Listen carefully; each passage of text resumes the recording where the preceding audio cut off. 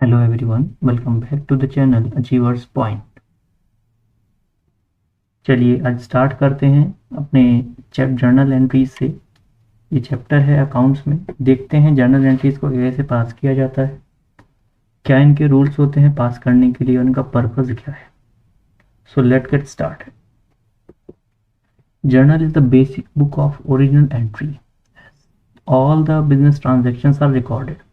Journal entries एक journal book है क्या बेटा? एक ओरिजिनल एंट्री की बुक है जहाँ पर आप स्टार्टिंग में फर्स्ट टाइम जो ट्रांजेक्शन को रिकॉर्ड करते हो वो इस बुक में रिकॉर्ड किया जाता है। In journal based on the principle of double entry system. और जो रूल हम इसमें फॉलो करते हैं, जो प्रिंसिपल फॉलो करते हैं, वो इसमें होता है double entry system. That means if one is debiting the other should credit. Journal is further subdivided into number of books of original entries. Journal entries को हम अगर और पार्ट्स में डिवाइड कर दें तो हम सब्सिडरी बुक्स बनाना आगे सीखेंगे। उन सब्सिडरी बुक्स के आपको नाम यहाँ पर मेंशन किए गए हैं। वो नेम्स हैं cash book, journal proper, purchase book, cell book, purchase return and cell return. अभी के लिए हम ये समझ लेते हैं जर्नल एंट्रीज को हम कैसे रिकॉर्ड करेंगे। तो पहले देख लेते हैं जर्नल एंट्रीज की डेफिनेशन। होता क्या है journal? Journal the book of primary entry और a book of original entry.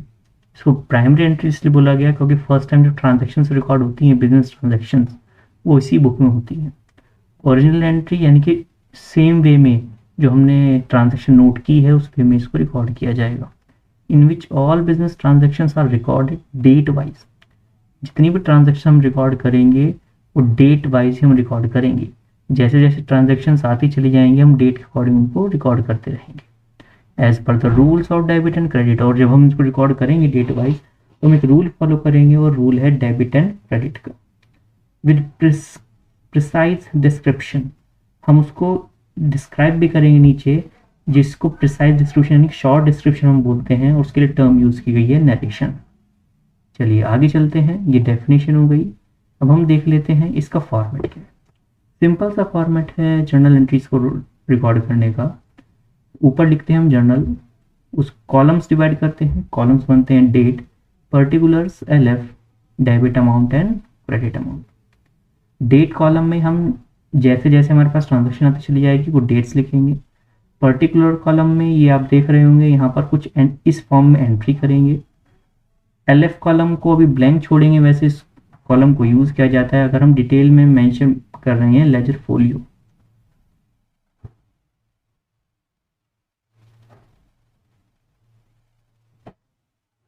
Debit amount, यहाँ पर डेबिट का अमाउंट लिखते हैं।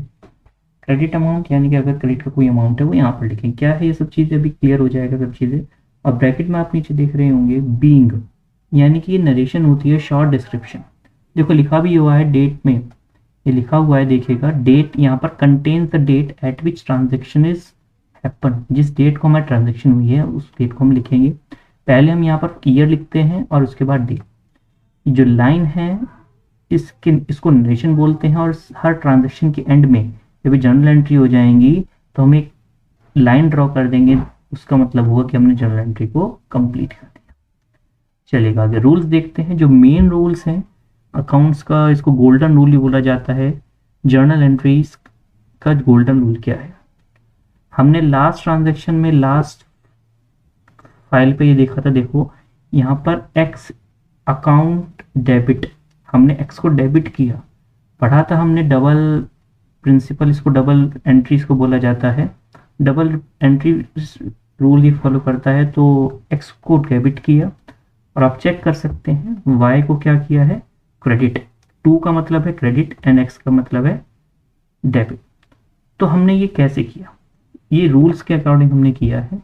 रूल्स हमारे पास आते हैं 3 रूल्स डेबिट के हैं, 3 रूल्स क्रेडिट के हैं। जैसे वहां पर एक्स डेबिट हुआ था तो वो इन 3 रूल में से कोई ना कोई एक लगा होगा। वहां पर 2y लिखा तो 2y का मतलब है क्रेडिट के रूल में से किसी 3 में से एक रूल लगा होगा।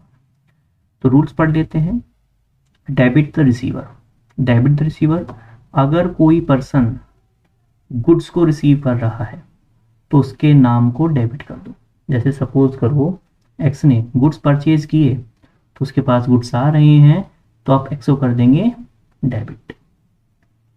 क्रेडिट द गिवर, अगर कोई पर्सन गुड्स को दे रहा है, सपोज करो वाई से हमारे पास गुड्स आए हैं, तो आप टू वाई लिख देंगे। पहला क्लियर हो चुका होगा। डेबिट व्हाट कम्स इन, अगर आपके पास कोई चीज़ आ रही है, जैसे सपोज करिएगा राम ने श्याम को पेमेंट दी, तो श्याम के पास क्या आ गया बेटा, कैश, तो debit what comes in cash. अगर कैश में पेमेंट की है तो टू कैश लिख देंगे। वन बाय वन हम डिटेल में समझेंगे कैसे हम इसको अप्लाई करते हैं। थर्ड है आपके पास debit all the losses and expenses, जितने भी लॉसेज होंगे एक्सपेंसेस होंगे हम उनको डेबिट कर देंगे। जितनी भी गेन्स या फिर इनकम होंगी हम उनको क्या कर देंगे, क्रेडिट। ये गोल्डन रूल आप याद कर लीजिएगा, याद रखेंगे डेबिट के रूल में से किन्हीं तीन में से ये एक लगेगा और इन तीन में से क्रेडिट के रूल में से भी एक लगेगा।